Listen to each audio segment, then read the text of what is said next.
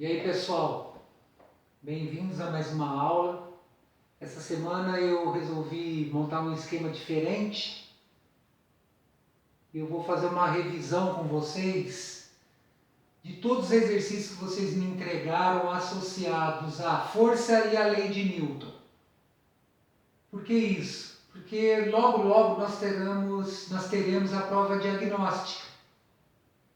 E essa prova diagnóstica eu vou fragmentar em uma menor quantidade de conteúdos para não ficar um volume muito grande de matéria para estudar. Então o que eu vou fazer hoje? Eu vou fazer uma revisão do exercício 20 ao 35 da sessão Hora do Estudo de vocês. Tá? Vou dividir em duas partes para não ficar muito longo. Uma primeira parte envolvendo os exercícios da sessão Hora do Estudos relacionados à força e uma segunda parte exercícios relacionados às leis de Newton. Então isso daí é para a nossa semana do dia 11 ao dia 15 de maio. E quando eu agendar essas aulas lá na plataforma do Positivo On, eu vou estar disponibilizando os vídeos, o slide relativo a esses dois vídeos e vou estar agendando também uma atividade com 5 exercícios que consta dessa revisão. E esses exercícios no final, vou passar aqui a data, vocês vão ter que me entregar, beleza? Então vamos lá, nossa primeira parte aqui envolvendo o conceito de força, na seção Hora do Estudo, é o volume 1, os exercícios de 20 a 26, que estão na página 63. Esses exercícios todos me entregaram, eles já estão corrigidos. Então o legal de fazer essa revisão aqui é que vocês podem fazer uma comparação com o exercício que vocês me entregaram. Beleza? Então vamos lá, primeiro exercício, que é o 20. Ao falar que uma força de 30 newtons foi aplicada em um corpo, é natural que alguém pergunte para onde essa força atua. Isso demonstra que essa força é uma grandeza de que tipo? Justifique sua resposta. Bom, dentro das grandezas físicas, nós temos dois tipos de grandezas. Nós temos as grandezas escalares e as grandezas vetoriais. Uma grandeza escalar é aquela que fica definida quando a um valor numérico eu associo uma unidade. Então, por exemplo, exemplos de grandezas escalares: massa, 10 kg, por exemplo, tempo, energia, temperatura. Esses exemplos estão relacionados às grandezas escalares. E nós temos também as grandezas vetoriais, que para eu determinar uma grandeza vetorial, eu tenho que associar ao valor numérico relacionado à unidade uma orientação espacial. Então a grandeza vetorial é toda a grandeza que cabe a pergunta para onde. Então, no caso, como essa força foi aplicada num corpo e essa pessoa perguntou para onde que eu vou aplicar essa força é de natureza vetorial. Então observe. A pergunta para onde essa força atua, essa força, demonstra que ela é uma grandeza vetorial, pois só grandezas vetoriais desse tipo têm módulo, direção e sentido. Então, toda vez que couber a pergunta para onde, eu estou estabelecendo uma grandeza vetorial. Porque, além do valor numérico associado à unidade, que é o módulo, ela tem uma orientação espacial, que é a direção e o sentido. Beleza? 21. Cite 3 exemplos ou situações em que existem forças que causam variação no módulo da velocidade de um corpo. Bom, para eu ter variação da velocidade, eu tenho que ter aceleração aplicada. Então, observe. Carro sendo freado. A força aplicada causou variação na velocidade. Por quê? A pastilha de freio exerce força sobre o disco de freio, reduzindo a velocidade do veículo. Então, a força aí ela foi responsável em diminuir a velocidade do veículo. Objeto que cai da janela de um prédio. Durante a queda, a força de campo denominada peso faz com que o objeto aumente a sua velocidade. O peso está associado à massa e à aceleração da gravidade. Então, como esse objeto é atraído por essa força causa um aumento da velocidade do corpo. Então, 2 exemplos associados à variação do módulo da velocidade. Um diminuindo essa velocidade e o outro aumentando o valor dessa velocidade. E um terceiro exemplo aí. Pedra sendo lançada por estilingue. A força que os elásticos do estilingue exercem sobre a pedra faz com que ela parta do repouso e seja lançada com certa velocidade. Tudo bem, pessoal? Bem tranquilo, né? No 22, ele quer que a gente cite 3 exemplos ou situações em que existem forças que causam variação na direção da velocidade de um corpo. Então, um carro fazendo curva. O atrito entre o chão e os pneus desvia a trajetória do veículo, permitindo que ele descreva uma curva. Então, causou variação na direção da velocidade. Mudou a trajetória. Pedra amarrada a um barbante e colocada para girar sobre uma mesa. A força exercida pelo barbante, também chamada de tração, obriga a pedra a descrever uma trajetória circular. Bola de basquete lançada à cesta. Durante um arremesso, a força-peso da bola desvia a direção de sua velocidade, fazendo com que ela descreva uma trajetória parabólica. Para esse último exemplo, eu tenho um vidinho aqui.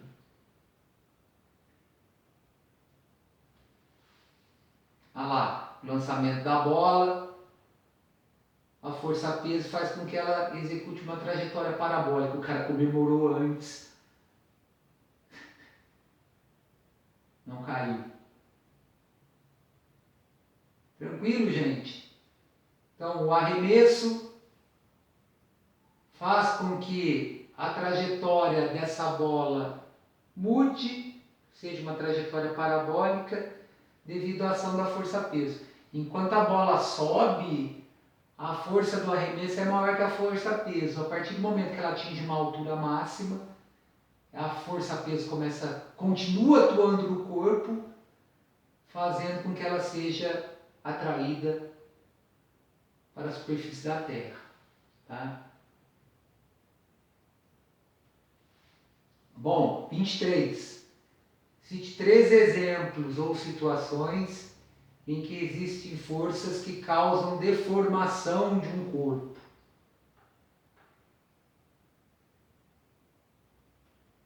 Primeiro, boxeador sendo golpeado no rosto. Quando um boxeador recebe um soco, é possível ver em câmera lenta seu rosto se deformando devido à força que a luva de seu oponente aplica em sua face. Uma mola sendo puxada. Ao ser puxada devido à atuação de uma força, uma mola se estica, ou seja, deforma-se. Carro durante uma colisão no trânsito. Quando 2 veículos batem, um aplica forças no outro, causando deformações na lataria e nas demais peças. Então, tem uma animação relacionada a um boxeador sendo golpeado no rosto, tá? Que é essa aqui, ó. Observe.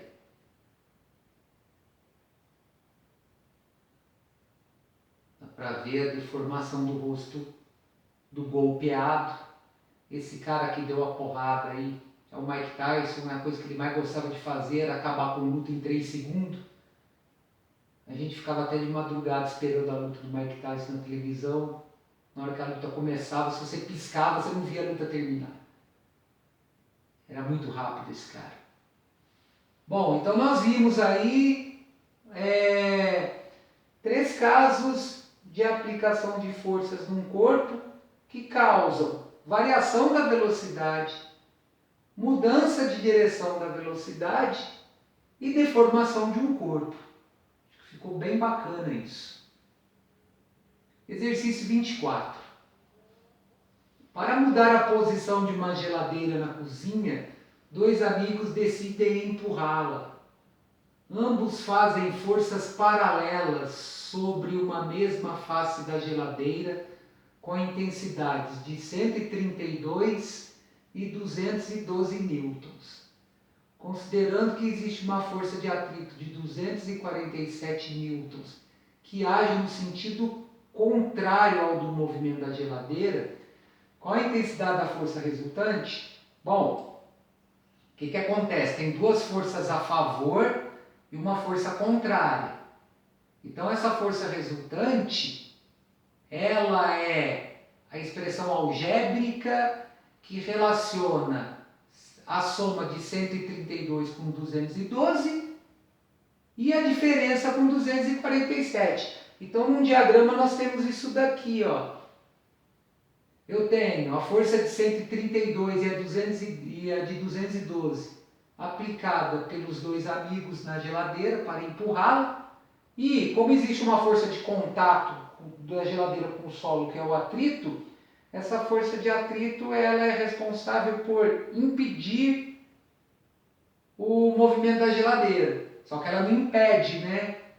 Porque ela é menor que a soma combinada dos caras que estão empurrando essa geladeira. Então, como é que vai ficar essa resultante? É a soma das 2 forças na mesma direção, no mesmo sentido, subtraída da força que está na mesma direção, porém em sentido contrário.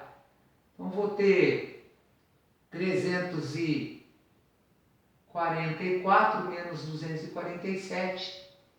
Eu tenho uma força resultante de 97 newtons. Então o que tem que ficar claro é o seguinte: ela não vai nem com 132, nem com 212 e nem tampouco 247 segura. Ela vai com uma resultante de 197. Beleza? 25. Considere que, na situação anterior, os 2 amigos resolvem empurrar a geladeira simultaneamente em faces perpendiculares. Ou seja, a geladeira, a força resultante na geladeira, ela é a composição desses 2 movimentos, né? Ela está sendo empurrada em direções perpendiculares. Então, por exemplo, se um está empurrando na horizontal, o outro está empurrando na vertical. O deslocamento dessa geladeira ela vai ser o resultado desses 2 deslocamentos combinados. Então, ó, nessa situação, considerando que o atrito permanece com a mesma intensidade, qual é aproximadamente a intensidade da força resultante que age sobre a geladeira? Bom, antes de mais nada, pessoal, a gente tem que tirar a força resultante. Porque o que vai acontecer?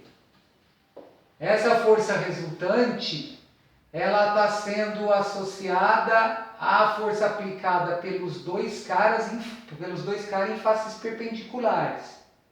Então, se um dos amigos empurra com uma força de 212 na horizontal para a direita, por exemplo, o outro amigo, para aplicar uma força perpendicular, ele tem que aplicar uma força vertical para cima. Podia ser vertical para baixo, não tem problema nenhum.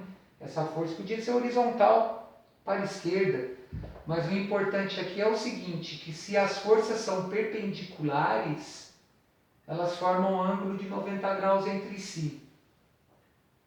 Então, o que está acontecendo aqui? A força resultante, ela é o resultado da aplicação das duas forças simultaneamente. Então, ela desloca para a direita e para cima. Agora, o que acontece? O atrito, ele não está associado nem à força horizontal isoladamente, nem à força vertical isoladamente. O atrito está relacionado à força resultante da aplicação dessas duas forças. Então, se a força resultante é horizontal e para cima, o atrito vai ter o sentido oposto. Ele vai ser horizontal para a esquerda e para baixo. Então, ó, se a resultante ela é horizontal para a direita e para cima, o atrito ele vai ser horizontal para a esquerda e para baixo. Então, o atrito está aqui, ó. Olha essa força de atrito de 247 aí. Então, para eu tirar a força resultante total deste movimento aqui, associado à força simultânea de 132 e 212 e a força de atrito de 247, a primeira coisa que eu tenho que fazer é calcular essa força resultante. Como ela é hipotenusa no meu triângulo retângulo, basta aplicar o teorema de Pitágoras. Olha lá, ó, a força resultante R1, que é aquela hipotenusa, ao quadrado vai ser 132 ao quadrado mais 212 ao quadrado. 132 ao quadrado, 17.424. 212 ao quadrado, 44.944. Isso daí vai dar uma força resultante R1 ao quadrado de 62.368, que tirando a raiz quadrada, ela é aproximadamente igual a 250 newtons. Logo, a força resultante nesse sistema, associando a resultante da força aplicada perpendicularmente pelos dois amigos com a força de atrito, é uma força de 3 newtons. Então fica mais fácil de empurrar a geladeira assim, né? Dá uma resultante menor. Beleza? 26. Para fechar essa primeira parte. Considere que os módulos das componentes ortogonais de um determinado vetor força são 12 e 16 newton. É correto afirmar que o módulo desse vetor é igual a quanto? Ó, ele está dando a direção dessas duas forças. Elas são ortogonais. Ou seja, elas formam um ângulo de 90 graus entre si. Então, se por exemplo a força 12 é horizontal, a 16 tem que ser vertical. Se a força de 16 é horizontal, a de 12 é a vertical. Então eu acho a resultante dessas duas forças através do teorema de Pitágoras. Tá? Olha lá, ó. Como os vetores são ortogonais entre si, o módulo pode ser determinado aplicando-se o teorema de Pitágoras. O que ele fez? Ele tem uma componente horizontal Fx e uma componente vertical Fy. Onde a força resultante F é obtida através da aplicação do teorema de Pitágoras no triângulo retângulo em amarelo. F ao quadrado é Fx ao quadrado mais Fy ao quadrado. Se eu considerar Fx igual a 12, Fy é 16. Resolvendo os quadrados, somando e tirando a raiz quadrada, eu vou ter uma força F de 20 newtons. Por quê? Porque aqui é 144, aqui é 256, vai dar uma soma igual a 400, raiz quadrada de 420. Primeira parte da nossa revisão está encerrada, daqui a pouco eu volto com a parte 2, que é a parte envolvendo as leis de Newton.